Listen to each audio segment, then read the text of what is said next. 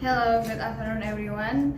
So first of all, I want to say thank you to Mr. Aryusmar, our lecturer who gave us this task for Midexam, and I really hope that my presentation will get a good score. And also, I want to say thank you to all of you for coming here today. It's truly a honor to have this opportunity. And first, let me introduce myself. My name is Rahmafiana Putri, and you can call me Rahma. I'm from class LB86, majoring in business management, and currently studying in the first semester. So today I'm going to present about my topic. It is about soto kudus, one of famous traditional foods and variants of soto in Indonesia. Good afternoon, my audience, and good afternoon to Mr. Ari. So today I'm going to present about my topic. It's about soto and soto kudus. And with this opportunity, I'm going to present a brief explanation and history of soto in general and soto kudus, the overview of soto kudus, soto narogong, and I will also give review about it and other foods they serve and overall quality. So this presentation will take about less or more than 10 minutes to finish. And if you have any question during the presentation, please don't hesitate to raise your hand, and there will be a Q&A session as well in the end. So the first thing is I'm going to introduce and give you all a brief explanation about soto and soto kudus. Have you ever eaten soto? Yes, I like soto. So, well, soto in general is a famous traditional Indonesian food made of broth, meat, and vegetables. The term soto refers to one type of Chinese food in the Hokkien dialect called chao to, or chao tu, which means offal with spices. In Indonesia, soto was first known on the north coast of Java in the 19th century, namely cooking dishes with cuts of meat or offal.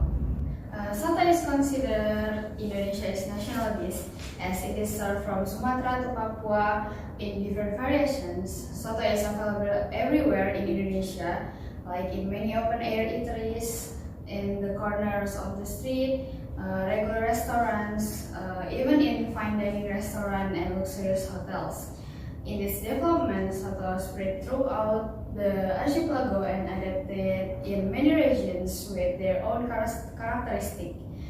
In Java alone, for example, there are many types of soto like soto kudus, soto Bandung, soto Boyolali, soto Semarang, soto Pekalongan, etc.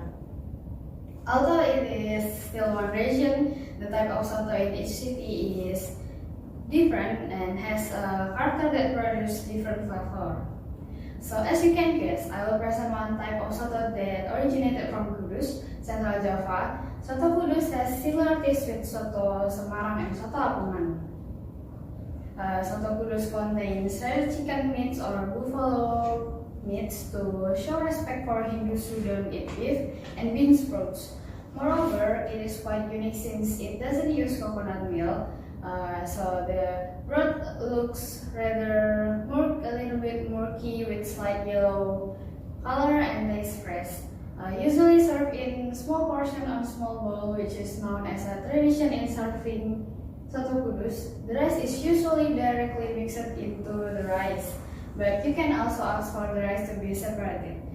Perkedel, fried tofu, and tempeh, various satay like wild egg satay, liver and gizzard satay, intestine satay, and clam satay complement this dish. Also, recently I visited an interview a local restaurant named Soto Narogong, whose star menu is soto kudus ayam kampung. It is located in Jalan Raya Narogong. Even though the name of the restaurant is soto, but this restaurant not only sells soto. Some menus that become customer its favorite other than soto kudus are soto daging, tengkleng kambing, and garang asam. Soto Narogong is owned by Mr. Adi and his friend Mr. Agus, but the main holder is Mr. Adi himself. Established in October 2017, at first they are franchise, but as the time goes by, the owners decided to change their name along with the menu and manage it themselves. The owner mentioned that profit from sales tend to be stable, In a month, the sales could reach up to 90 million rupiah. So now I'm going to open the Q&A session, and if you have any question, please raise your hand.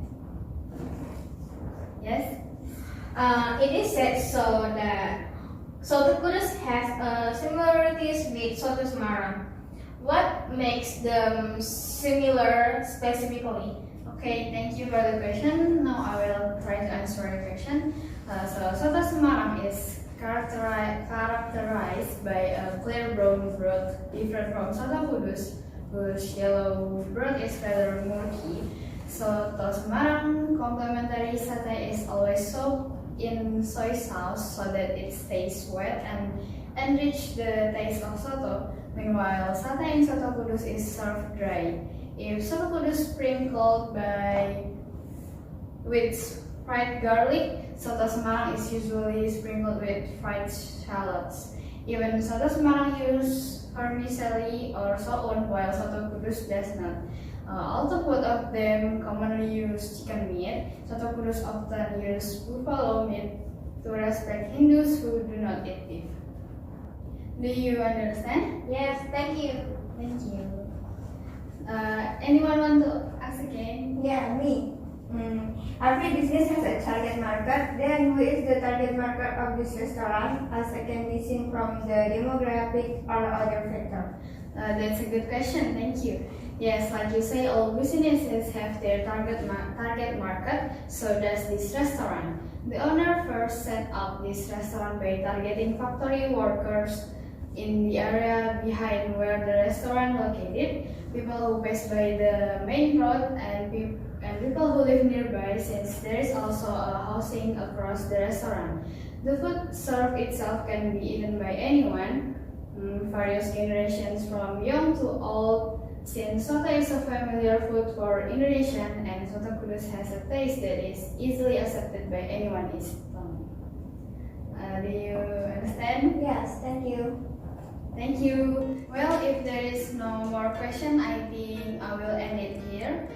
Thank you so much for your participation. I hope that this presentation will benefit you and broaden your knowledge.